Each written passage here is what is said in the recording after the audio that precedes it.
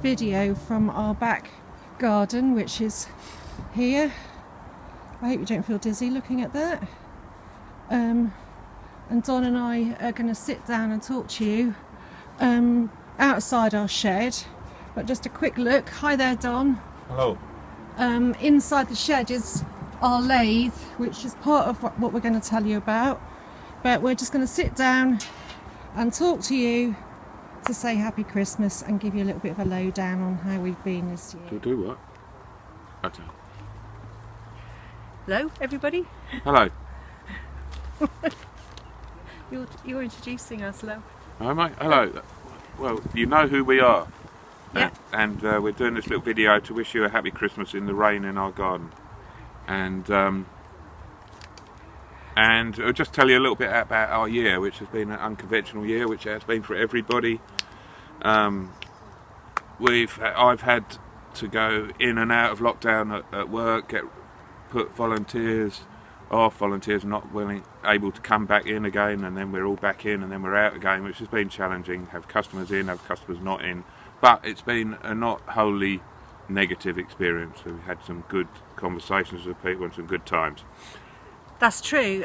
Don works in a cafe and associated with a church that we go to, and he takes volunteers who've got special needs, mental health problems, and some of the people who I work with who are in recovery from addictions, and they get an awful big confidence boost when they're able to go in there. But because of the COVID-19, that's all stopped, but we still kept in touch through creative ways.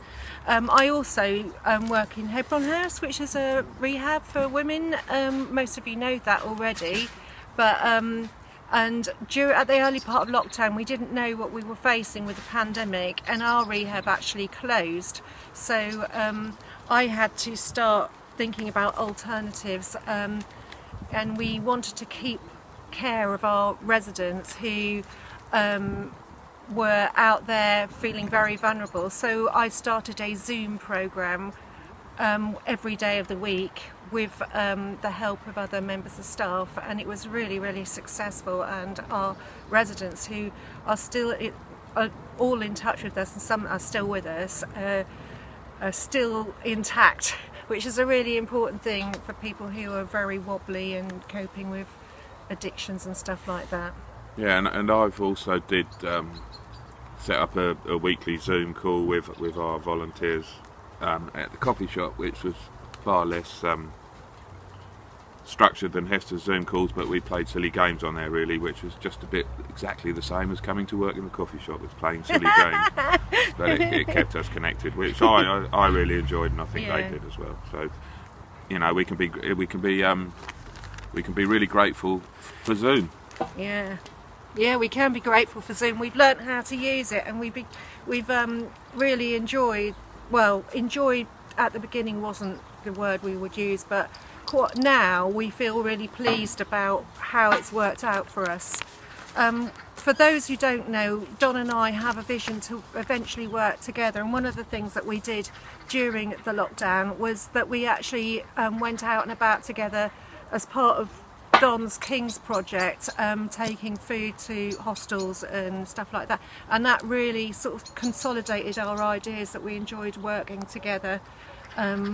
It was just a really nice thing to do something actually together, and our future vision is to work with people who are marginalised and vulnerable in recovery from addictions. Do you want to say any more about that? Yeah, and people who need a bit of a leg up in life, I guess, not just in recovery from addiction. So we were looking for a piece of land. We still are looking for something. We were initially looking for, something quite big, and we might have changed our minds a little bit on that. But we didn't get a piece of land that we were looking for. We did find a piece of land, and the lady who owned it had her head in the clouds about how much money it was worth. So we didn't get that piece of land, and so we sort of kind of we put it on hold lowered our sights a little bit on that front, and we've put it on hold for a little bit, which is, quite a good thing, because we're limited in our resources of energy and time. Yeah, and on that note, it's actually raining at the moment, but because we're going to be outdoorsy people, and the project we want to do is going to be with goats and chickens.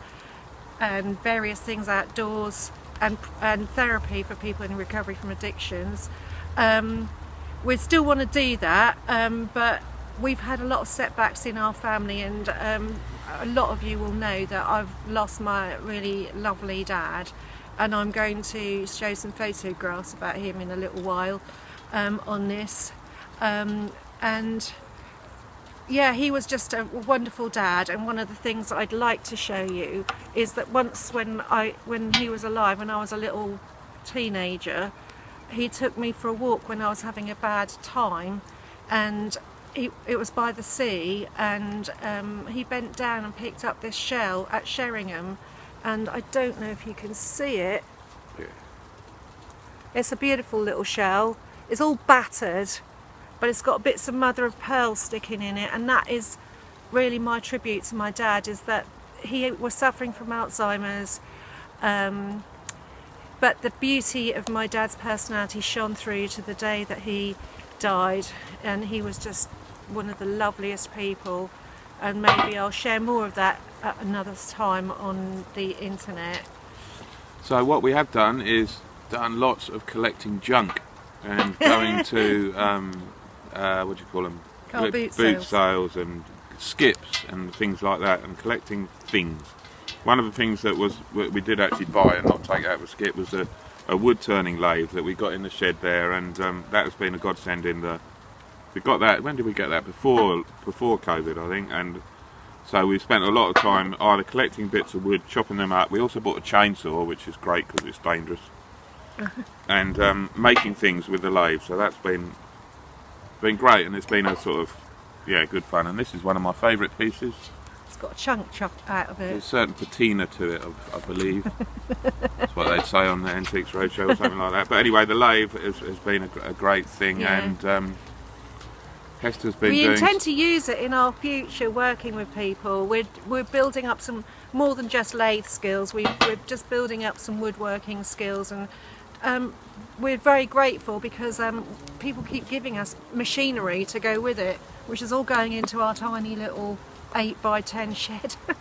So because our vision is on hold at the moment to have a little piece of land and animals, we've heard of another couple who've got a similar vision, and they just decided to do projects for people in their back garden, and that's what we're going to do. We'll hold barbecues, and we're going to have a few hens. Do you want to say anything about we're the hens? going to over that away. It's the jungle part of our garden, and I'm just about to start making a chicken shed on a pallet, and we're going to get a few hens, a couple of free hens, and have them in a run and in the garden, and that'll give the dog something to focus on, as well as us some eggs. Yeah, and the neighbours will benefit from that as well. So I'm now back at my rehab that I work in, and it's got all the proper COVID security, and I built up confidence with the stuff that we did this year, and so the general feeling is positivity with some sadness mixed in. There are lots of sad things that are happening for people around us, so we just want to extend our love to the people that we care about, to all of you. We're not just going to give you just a jolly cheesy video. We just do extend our love to you and wish you a truly happy Christmas.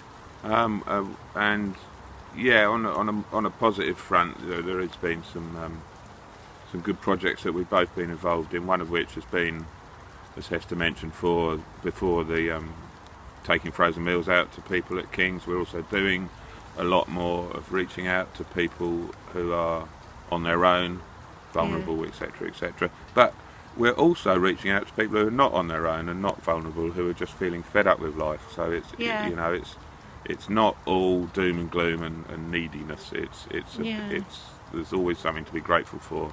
And in the future, we are sort of keeping our eye out for opportunities to get a bungalow or a house with a bigger garden than this. 2 or 3 acres.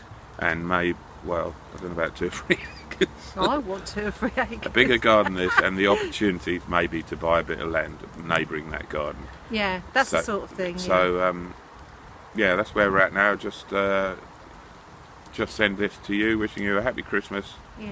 and a better year next year than this year, Yeah. but not as good as the year after. Well, and we all belong to each other. Nobody needs to feel lonely. So take care from our hearts to your heart. God bless you. Bye bye. Bye.